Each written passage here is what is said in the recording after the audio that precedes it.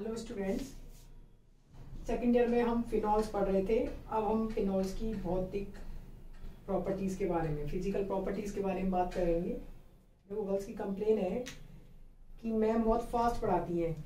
तो देखो, second year का जो अपना सिलेबस है वो बहुत लेंथी है। अभी हमने अल्कोहल्स फिनिश किया है। इसमें देखो, तुम्हें रुकने की जरूरत ही नहीं है, क्योंकि सारी की सारी इसमें रिएक्शंस हैं। इसमें थ्योरेटिकल पार्ट कुछ है ही नहीं। हमने एल्कोहल्स पढ़ा था, अभी हम फिनॉल पढ़ रहे हैं, मतलब अभी यूनिट फर्स्ट ही पढ़ रहे हैं। यूनिट सेकंड है एल्डिहाइड और कीटोन, जो अपने आप में ही बहुत बड़ी यूनिट है। उसमें सारी नेम रिएक्शंस, क्योंकि हम जितनी भी नेम रिएक्शंस पढ़ते हैं उन सब में जनरली एल्डिहाइड और कीटोन्स के बारे में पढ़ते हैं। हमारी फोर्थ यूनिट है कार्बोक्सिलिक अम्लों के बारे में, जो अपने आप में फिर से एक, देखो कार्बोक्सिलिक अम्ल हुए, एल्डिहाइड, कीटोन हुए, तो कहीं भी थ्योरेटिकल इनमें है ही नहीं, सारी रिएक्शंस पढ़नी है। लास्ट में है नाइट्रोजन कंटेनिंग कंपाउंड, उसमें एमीन्स की रिएक्शन, डायजोनियम लवणों की रिएक्शंस, नाइट्रो समूह की रिएक्शंस, ये सारी पढ़नी है। तुम्हारी केवल फर्स्ट यूनिट ऐसी है यूवी स्पेक्ट्रोस्कोपी और आईआर स्पेक्ट्रोस्कोपी, जो कि थ्योरेटिकल है। तो स्पीड की रही बात, तो स्पीड में पढ़ाने का मतलब ये नहीं है कि तुम्हें समझ में नहीं आ रहा, हम पढ़ते जाएं। बहुत अच्छी बात है, तुम लोगों ने अपना रिव्यू दिया कि मैम स्पीड में पढ़ा रहे हैं। हम आज बहुत स्लो पढ़ेंगे, ठीक है। फिजिकल प्रॉपर्टीज के बारे में हम बात कर रहे हैं। तो देखो, फिजिकल जो प्रॉपर्टीज है बहुत इंपॉर्टेंट है, क्योंकि हम बात करेंगे इसमें फिनॉल की अम्लीयता के बारे में, एसिडिटी ऑफ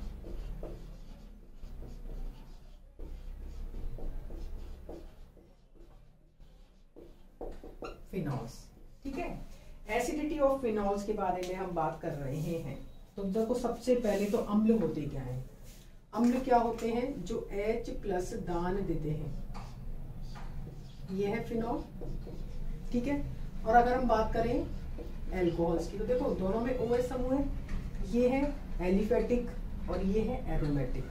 हम बात कर रहे हैं कि एसिडिटी ऑफ फिनॉल्स में, तो हम जानते हैं एसिड क्या होते हैं? जो H+ दान देते हैं।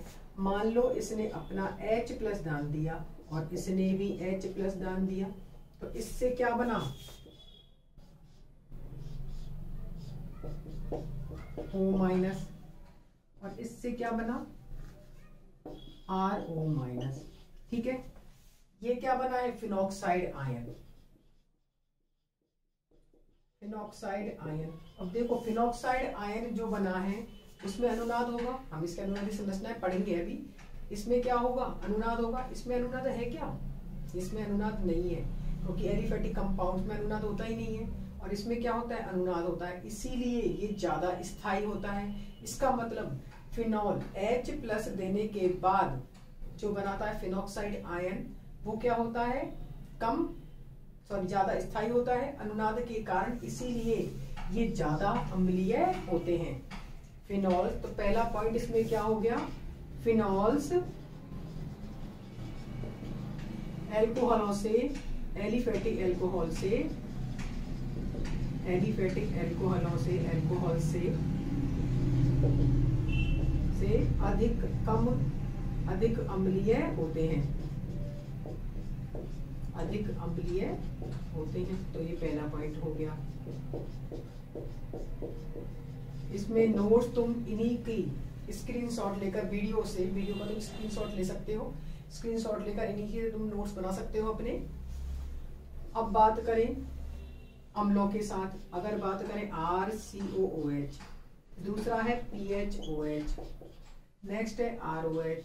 तो देखो, इनमें तो हमने देख लिया इन दोनों में अम्लीयता किसकी ज्यादा है? फिनॉल की। अगर इनमें बात करें तो ये तो खुद ही अम्ल है, इसीलिए इनकी अम्लीयता, फिनॉल की अम्लीयता से क्या होती है? ज्यादा होती है, ठीक है। ये क्या बनाते हैं? कार्बोक्सिलेट आयन, देखो इनमें भी होता है अनुनाद, तो ठीक है। और ये बनाते हैं फिनॉक्साइड आयन, और ये बनाते हैं RO-।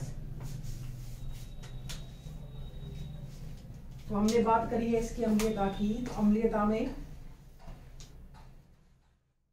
कि फिनॉल कार्बोक्सिलिक अम्लों की तुलना में कम अम्लीय होते हैं, जबकि एल्कोहलों से अधिक अम्लीय होते हैं। अब हम बात कर रहे हैं कि इसमें जो फिनॉक्साइड आयन है और एक है एल्कोक्साइड आयन। तो एल्कोक्साइड आयन क्या होता है? इसमें अनुनाद नहीं होता है। फिनॉक्साइड आयन में क्या होता है? अनुनाद होता है, जिससे ये क्या करता है? आगे अनुनाद के द्वारा स्थायी हो जाता है। इसीलिए फिनॉक्साइड आयन बनने के कारण फिनॉल्स एल्कोहलों से अधिक अम्लीय होते हैं। अब कार्बोक्सिलेट आयन क्या होता है? कार्बोक्सिलेट आयन का में भी अनुनाद होता है और ऋणावेश केवल ऑक्सीजन परमाणु पर होता है, इसीलिए ये क्या होता है? ज्यादा स्थायी होता है बजाय कार्बोक्सिलिक अम्ल बजाय फिनॉल के। देखो हमने जो बात अभी थ्योरेटिकल बात करी है, क्या बोला हमने? पहला पॉइंट हमने पढ़ा है फिनॉल्स। पहला पॉइंट क्या है? फिनॉल्स एलिफेटिक एल्कोहलों की तुलना में अधिक अम्लीय होते हैं। दूसरा पॉइंट पढ़ा है ये कार्बोक्सिलिक अम्लों से कम अम्लीय होते हैं। तो उसका कारण देखो, इसका अगर कारण पढ़े, इसका कारण पढ़े तो देखो H+ देने के बाद ये रहा इसका कारण, क्या बना है ये? इसका कारण ये लिखा है, इसका कारण लिख रहा है ये, ठीक है, इसका कारण है ये। अब तुमने देखा इसमें क्या बन रहा है? H+ देने के बाद फिनॉक्साइड आयन, और इसमें बनना है एल्कोक्साइड आयन,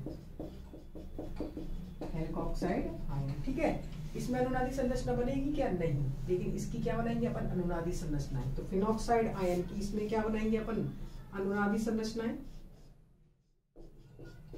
O- है, ठीक है।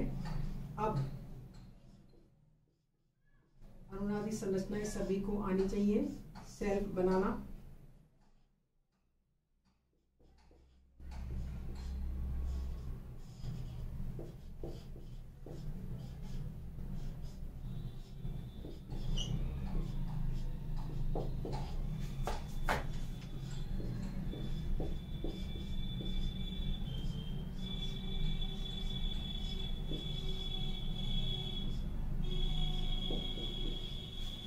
ठीक है,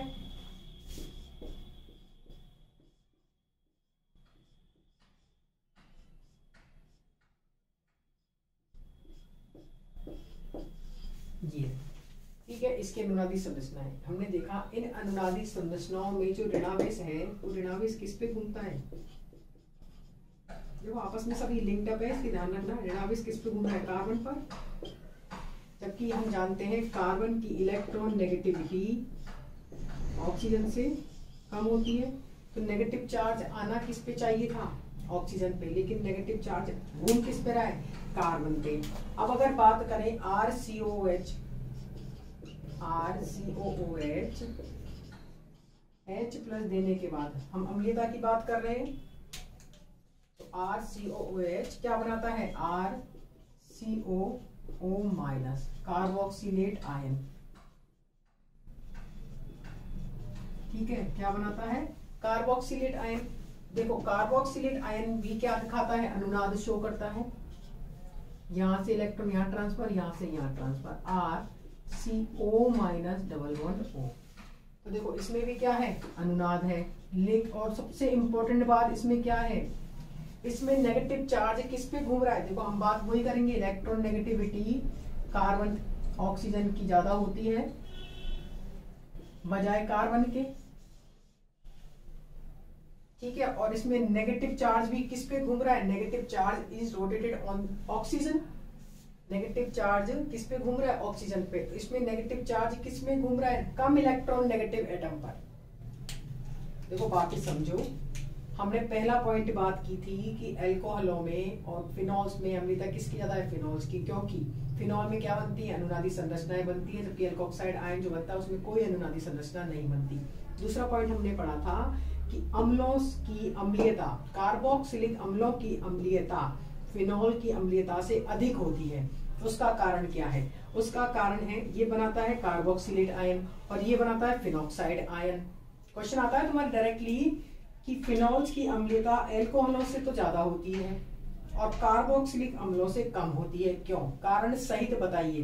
तो ये कारण तुम्हें पूरा देके आना है कि एल्कोहलों से कम होने का कारण क्या है, ज्यादा होने का कारण है कि इनमें बनता है एल्कोक्साइड फिनॉक्साइड आयन और उनमें बनता है एल्कोक्साइड आयन। फिनॉक्साइड आयन अनुनाद द्वारा स्थायी हो जाता है, इसीलिए एल्कोहलों से फिनॉल अधिक अम्लीय होते हैं। दूसरा पॉइंट है कि कार्बोक्सिलिक अम्लों में बनने वाला कार्बोक्सिलिक आयन H+ देने के बाद क्या बनता है? कार्बोक्सिलेट आयन, जिसमें भी अनुनाद है तो लेकिन इसमें सबसे इंपॉर्टेंट नेगेटिव चार्ज किस पे घूम रहा है? More negative electron negative atom पर। नेगेटिव चार्ज किस पे घूम रहा है? जिसकी विद्युत ऋणता ज्यादा है वो हमेशा अपने ऊपर नेगेटिव चार्ज रखना चाहता है अगर उसके संग कम इलेक्ट्रोनेगेटिव एटम जुड़ा हुआ है। हम सब जानते हैं कार्बन और ऑक्सीजन में इलेक्ट्रॉन नेगेटिविटी ऑक्सीजन की ज्यादा है, तो ये ही अपने ऊपर नेगेटिव चार्ज रखना चाहेगा। ये कभी नहीं चाहेगा कि कार्बन के ऊपर नेगेटिव चार्ज आए। अगर कार्बन के ऊपर नेगेटिव चार्ज आते ही इसका स्थायित्व कम हो जाता है।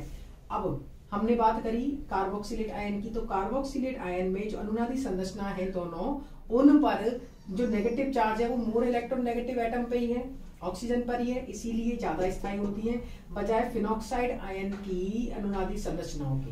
क्योंकि फिनॉक्साइड आयन की अनुनादी संरचनाओं में नेगेटिव चार्ज देखो किस पे घूम रहा है? कार्बन पर। किस पे घूम रहा है?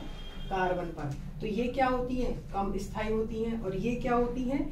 ज्यादा स्थायी होती है। इसीलिए जिनका स्थायी अधिक है, स्थायित्व अधिक है, तो इनकी अम्लीयता अधिक होती है और इनकी अम्लीयता कम होती है।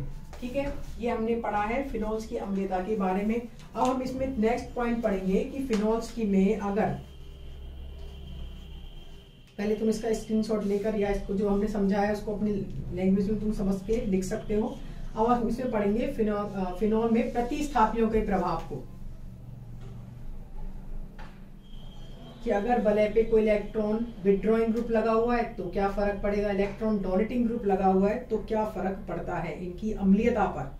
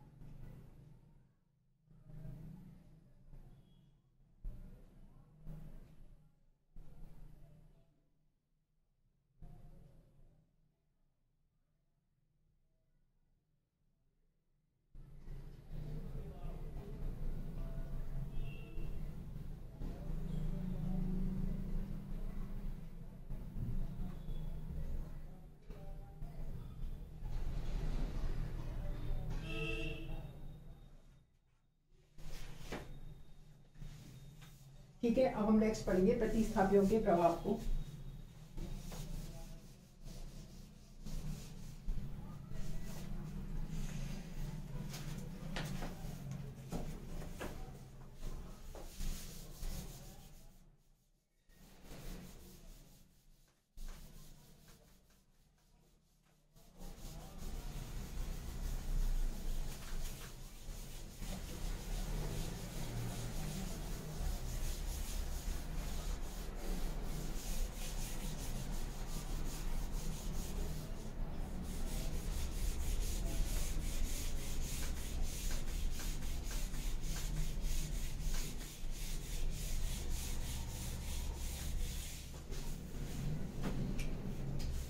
हम पढ़ रहे हैं अम्लीयता। ठीक है, अम्लीयता पढ़ रहे हैं फिनोल्स की। अब इसमें हम पढ़ेंगे प्रतिस्थापियों का प्रभाव, अम्लीयता पर सब्स्टिट्यूएंट्स का इफेक्ट, प्रतिस्थापियों का प्रभाव, इफेक्ट ऑफ सब्स्टिट्यूएंट्स। प्रतिस्थापियों का प्रभाव अगर देखा जाए तो देखो,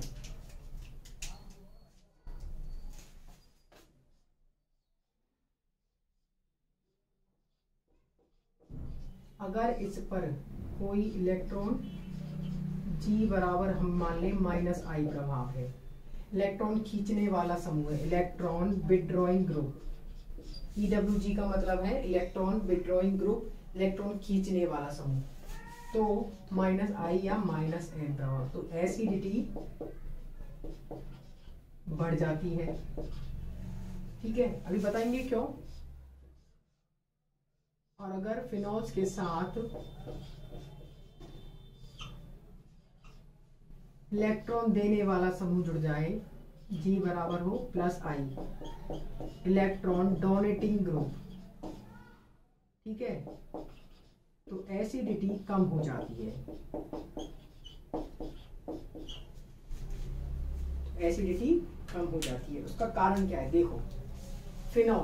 फिनॉल H+ देने के बाद क्या बना रहा है, फिनॉल जो है,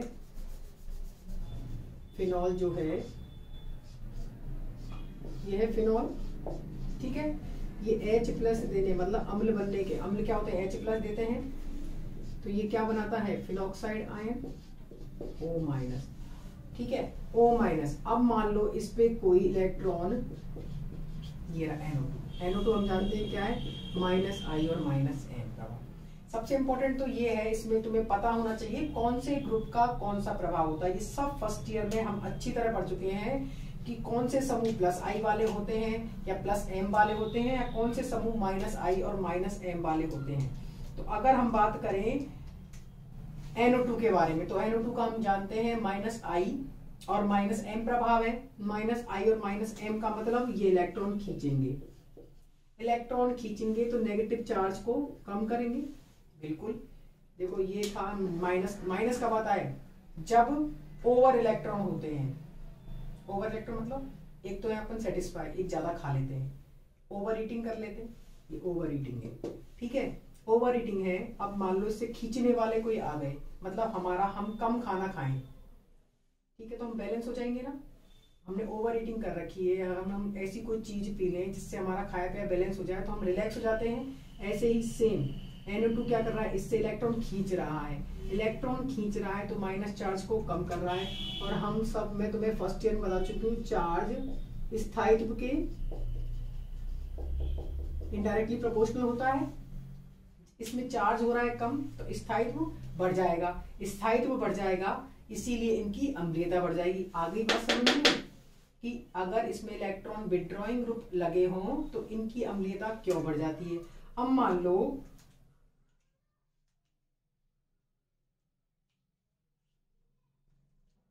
अगर ये है O- और लगा हो CH3, ठीक है, हम जानते हैं CH3 का क्या प्रभाव होता है, +I, ठीक है, +I क्या करेगा, इलेक्ट्रॉन देगा। तो पहले ही उसने ओवर ईटिंग कर रखी है, ओवर इलेक्ट्रॉन्स है, और तुम इस पे इलेक्ट्रॉन्स को बढ़ा रहे हो, पढ़ाए जा रहे हो, तो ये कंपाउंड क्या हो जाएगा, अनस्टेबल हो जाएगा, तो इसकी अम्लीयता कम हो जाती है।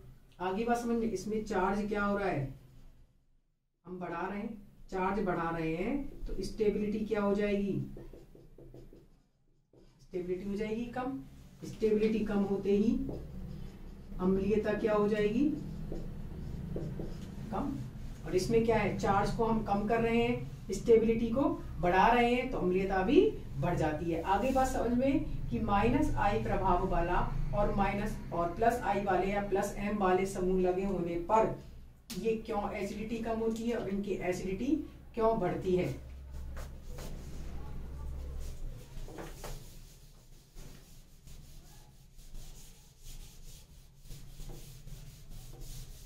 तो हम एक पॉइंट जर्नल इसमें लिख सकते हैं, अम्लीयता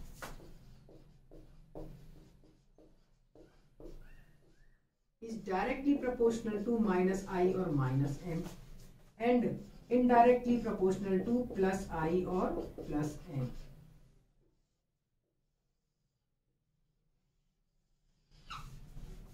आगे बात समझिए, +I और +M प्रभाव या +I या +M समूह जितने जुड़ते जाएंगे उतनी अम्लीयता कम होती जाएगी, और जितने -I और -M ग्रुप जुड़ते जाएंगे उतनी ही अम्लीयता बढ़ती जाएगी।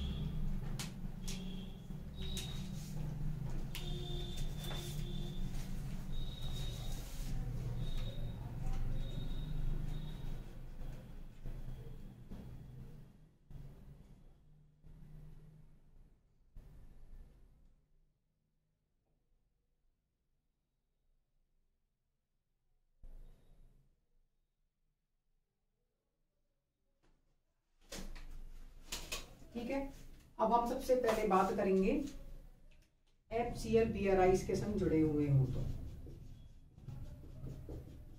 ठीक है, FCl BRI जुड़े होने पर मतलब एक तो है OH, एक है OHF,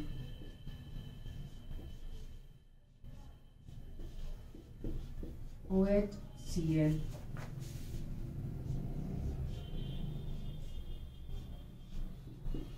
OHBr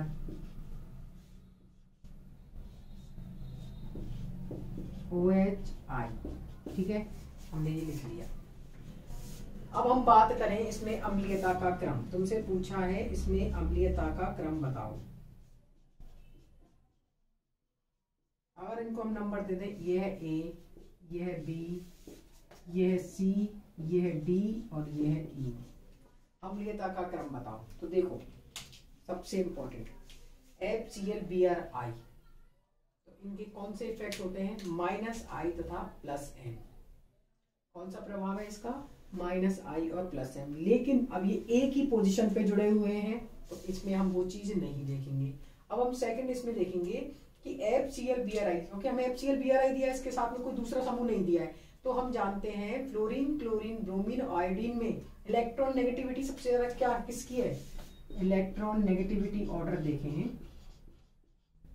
तो हम जानते हैं FClBrI और ये I, मतलब विद्युत ऋणता का क्रम ये होता है, ठीक है। ये है विद्युत ऋणता का क्रम, और जिसकी विद्युत ऋणता जितनी ज्यादा होती है, इलेक्ट्रॉन नेगेटिविटी जिसकी जितनी ज्यादा होती है, उसका -I प्रभाव या -M प्रभाव उतना ही ज्यादा होता है। दूसरा पॉइंट ये है, इलेक्ट्रॉन नेगेटिविटी ज्यादा मतलब वो माइनस चार्ज रखना चाहता है अपने ऊपर, वही सेम इलेक्ट्रॉन खींचना चाहता है। इलेक्ट्रॉन नेगेटिविटी ज्यादा होने का मतलब क्या है? इलेक्ट्रॉन नेगेटिविटी जिसकी ज्यादा, अभी हम समझा रहे थे ना इसमें, इलेक्ट्रॉन नेगेटिविटी जिसकी ज्यादा होती है वो क्या कहता है कि मेरे ऊपर नेगेटिव चार्ज रहना चाहिए। तो अपने ऊपर नेगेटिव चार्ज कब आता है? उसके ऊपर जब वो इलेक्ट्रॉन खींचता है, और इलेक्ट्रॉन खींचता है मतलब -I और -M प्रभाव। तो इलेक्ट्रॉन नेगेटिविटी जिसकी ज्यादा होती है उसका -I और -M प्रभाव क्या होता है? ज्यादा होता है। तो ठीक है, इसके अकॉर्डिंग हमारा ऑर्डर होना चाहिए था। अब बात करें फिनॉल्स में। फिनॉल्स में कोई समूह जुड़ा हुआ है क्या?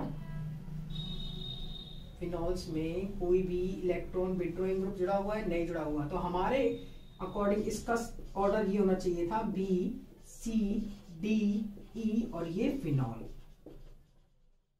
इलेक्ट्रॉन नेगेटिविटी क्रम के अनुसार इसका ऑर्डर ये होना चाहिए था।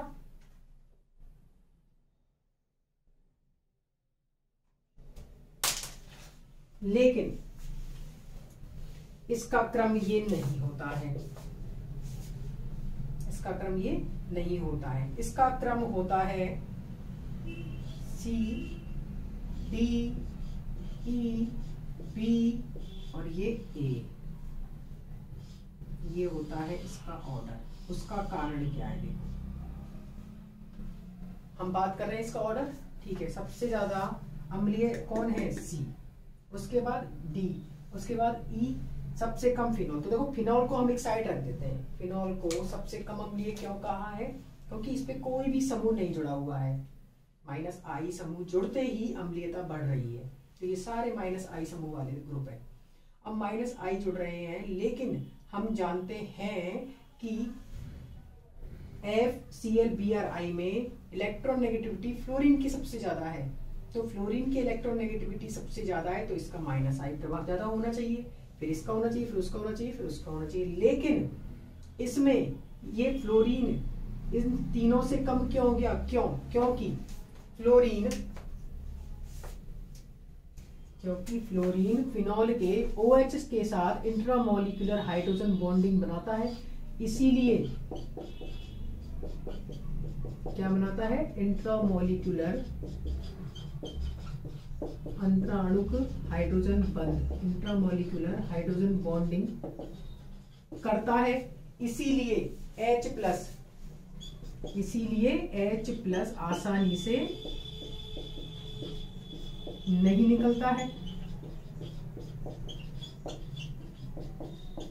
H+ आसानी से नहीं निकलता, तो एसिडिक नेचर अपने आप कम हो जाती है। आगे बात समझ में देखो, हमने बात करी है कि है ऑर्थोफ्लोरोफिनॉल, ऑर्थोक्लोरोफिनॉल, ऑर्थोब्रोमोफिनॉल और ये है ऑर्थोआइडोफिनॉल और ये फिनॉल। हम जानते हैं इन सब का माइनस आई प्रभाव है। तो ये फिनॉल से तो सबसे ज्यादा अम्लीय है। ठीक है, सबसे पहला कारण तो हमने देख लिया। फिनॉल को हम देखेंगे, तो फिनॉल को देखने के लिए हमने देखा इन सब का क्या है, माइनस आई प्रभाव। ठीक है, देखो इसका प्लस एम प्रभाव भी है। अब तुम ये क्वेश्चन कर सकते हो कि मैम इसका प्लस एम प्रभाव है और हम जानते हैं प्रेरणिक प्रभाव मतलब आई प्रभाव जो होता है वो मीजोमेरिक एम प्रभाव से कम प्रभावी होता है, मतलब एम प्रभाव ज्यादा प्रभावी होता है। इसका क्या है, माइनस आई और प्लस एम। तो इसका इलेक्ट्रॉन खींचने वाला क्यों लिया, इलेक्ट्रॉन देने वाला क्यों नहीं लिया। तो सबसे इंपॉर्टेंट चीज है ऑर्थो पोजीशन पर, क्या बोला हमने, जो ऑर्थो पोजीशन है उस पे प्रेरणिक प्रभाव सबसे ज्यादा प्रभावी होता है। इस पॉइंट को तुम नोट कर लेना, जो कि ये होता है ऑर्थो पोजीशन पर प्रेरणिक प्रभाव ज्यादा प्रभावी होता है बजाय मीजोमेरिक प्रभाव के। अब हम जानते हैं इसका कौन सा है, माइनस आई और प्लस एम। तो minus I over dominating plus M, minus I ज्यादा प्रभावी हो गया, माइनस आई प्लस एम से ज्यादा प्रभावी हो गया। ठीक है, पहला कॉन्सेप्ट क्लियर कि में प्लस एम हम क्यों नहीं ले रहे। अब फिनॉल सबसे कम अम्लीय हो गया इन चारों से। इन चारों में अगर बात करें अम्लीयता के क्रम की तो फ्लोरीन की इलेक्ट्रॉन नेगेटिविटी क्या है, ज्यादा है। तो इसका माइनस आई प्रभाव भी क्या होना चाहिए था, ज्यादा होना चाहिए था। लेकिन इसका हमने सबसे कम इसको अम्लीय लिया है इन चारों में। क्यों लिया है, क्योंकि ये फिनॉल के OH हाइड्रोजन के साथ इंट्रामोलिकुलर हाइड्रोजन बॉन्डिंग करता है, अंतराणु हाइड्रोजन बंध बना रहा है। तो H+ यहाँ आसानी से निकल ही नहीं पाता है और ये H+ आसानी से नहीं निकल पाता है। इसी कारण इसकी अम्लीयता बाकी तीनों से क्या हो जाती है, कम हो जाती है। ठीक है, आज हमने सबसे इंपॉर्टेंट पार्ट पढ़ा है, इसमें डायरेक्ट क्वेश्चन आते हैं अम्लीयता के बारे में। तो हमने पहला पॉइंट इसमें पढ़ा था कि फिनॉल्स की अम्लीयता एल्कोहलों की अम्लीयता से अधिक होती है। उसका कारण था फिनॉल का H+ देने के बाद फिनॉक्साइड आयन का बनना। दूसरा हमने पॉइंट पढ़ा था फिनॉल का जो कार्बोक्सिलिक अम्ल होते हैं उनसे कम अम्लीय होना। क्यों, क्योंकि कार्बोक्सिलिक अम्ल H+ देने के बाद कार्बोक्सिलेट आयन बनाते हैं। कार्बोक्सिलेट आयन में भी अनुनाद है। उस अनुनाद में हमने देखा अनुनादित संरचनाओं में जो नेगेटिव चार्ज है वो ऑक्सीजन के ऊपर है, मोर इलेक्ट्रॉन नेगेटिव एटम के ऊपर है। तो वो ज्यादा स्थायी है बजाय फिनॉक्साइड आयन के, क्योंकि फिनॉक्साइड आयन में माइनस चार्ज कार्बन पर रोटेट करता है। ठीक है, ये हमने बात करी थी कार्बोक्सिलिक अम्लों, फिनॉल और एल्कोहलों में अम्लीयता। तो सबसे कम अम्लीय कौन हो गए, एल्कोहल्स, उसके बाद फिनॉल्स और सबसे अधिक अम्लीय हो गए कार्बोक्सिलिक अम्ल। अब हमने नेक्स्ट पॉइंट पढ़ा है फिनॉल्स में उस पर उसके प्रतिस्थापियों का प्रभाव क्या पड़ता है अम्लीयता पर। तो जैसे जैसे माइनस आई समूह जुड़े जाते हैं अम्लीयता बढ़ती जाती है और प्लस आई समूह जुड़ते ही अम्लीयता घट जाती है। उसका कारण हमने देख लिया, माइनस आई प्रभाव क्या करता है, इलेक्ट्रॉन खींचता है, या माइनस एम, माइनस मतलब खींचने वाला, इलेक्ट्रॉन विड्रॉइंग है तो इलेक्ट्रॉन खींचता है, इलेक्ट्रॉन खींचता है तो ऑक्सीजन के ऊपर जो माइनस चार्ज H+ देने के बाद आता है वो कम हो जाता है, बैलेंस हो जाता है और उसका स्थायित्व बढ़ जाता है। तो स्थायित्व बढ़ने के कारण एसिडिटी बढ़ जाती है। अगर बात करें इलेक्ट्रॉन डोनेटिंग ग्रुप, इलेक्ट्रॉन देने वाले समूह, इलेक्ट्रॉन देने वाले समूह क्या करेंगे, इलेक्ट्रॉन देंगे तो माइनस चार्ज को क्या कर देंगे, बढ़ा देंगे। माइनस चार्ज को बढ़ाते ही उनकी स्टेबिलिटी क्या हो जाती है, कम हो जाती है। माइनस चार्ज बढ़ते ही स्टेबिलिटी कम हो जाती है, स्टेबिलिटी कम होते ही एसिडिटी कम हो जाती है। हमने बात कर ली अम्लीयता माइनस आई और माइनस एम के तो क्या है, डायरेक्टली प्रोपोर्शनल, और प्लस आई और प्लस एम के क्या है, इनडायरेक्टली प्रोपोर्शनल। ठीक है, सबसे पहला एग्जांपल लिया हमने FCl-BrI, फ्लोरोफिनॉल, क्लोरोफिनॉल, ब्रोमोफिनॉल और आयोडोफिनॉल में किसकी अम्लीयता सबसे ज्यादा है। तो हम जानते हैं जो हेलोजेंस होते हैं वो माइनस आई और प्लस एम प्रभाव दर्शाते हैं। ठीक है, लेकिन हम जानते हैं ये अब हम केमिस्ट्री पढ़ रहे हैं, केमिस्ट्री अपवादों से भरी हुई है। ये अपवाद है कि इनमें माइनस आई प्रभाव प्लस एम प्रभाव से ज्यादा प्रभावी होता है। Got it. जबकि हम जानते हैं कि मीजोमेरिक प्रभाव अनुनादी प्रभाव से ज्यादा प्रभावी होना चाहिए, मतलब मीजोमेरिक प्रभाव माइनस आई प्रभाव इंडक्टिव इफेक्ट से ज्यादा प्रभावी होना चाहिए, लेकिन क्योंकि ये अपवाद है इसीलिए हम जानते हैं इसमें माइनस आई प्रभाव प्लस एम प्रभाव से ज्यादा प्रभावी है। तो हमें पता चल गया इसमें माइनस आई प्रभाव काम कर रहा है। माइनस आई प्रभाव अगर काम कर रहा है तो इनकी अम्लीयता, इन सब की अम्लीयता फिनॉल से तो ज्यादा होगी माइनस आई प्रभाव जुड़े होने के कारण। अब हमने देखा FCl BrI में इलेक्ट्रोनेगेटिविटी क्रम क्या होता है, सबसे ज्यादा इलेक्ट्रोनेगेटिव एटम है फ्लोरीन, फिर क्लोरीन, फिर ब्रोमीन, फिर आयोडीन। लेकिन क्रम ये नहीं होकर सबसे अधिक होती है क्लोरो वाला, फिर ब्रोमो वाला, फिर आयोडीन वाला, फिर फ्लोरो वाला। क्यों है फ्लोरीन इन तीनों से कम अम्लीय? उसका कारण है ये फिनॉल के जो हाइड्रोजन है H के साथ इंट्रामोलिकुलर हाइड्रोजन बॉन्डिंग बनाता है, जिसके कारण H+ आसानी से निकल ही नहीं पाता है, तो इनकी अम्लीयता कम हो जाती है बजाय इन तीनों की। तो इसका क्रम क्या होता है, सबसे अधिक अम्लीय क्लोरो, फिर ब्रोमो, फिर आयोडो, फिर फ्लोरो और फिर फिनॉल होती है। नेक्स्ट लेक्चर में हम इसी के बारे में आगे और पढ़ेंगे कि माइनस आई समूह जुड़े हुए हों तो क्या होगा, प्लस आई समूह जुड़े हुए हों तो क्या होगा। इसको तुम अच्छे से रिवाइज कर लेना। नेक्स्ट लेक्चर तुम्हारे जब भी समझ में आएगा जब तुम इसको ढंग से पढ़ लोगे। इसका स्क्रीनशॉट ले लो तुम अपनी वीडियो से, और इसको नेक्स्ट लेक्चर में पढ़ते वक्त ये तुम्हारे दिमाग में होना चाहिए।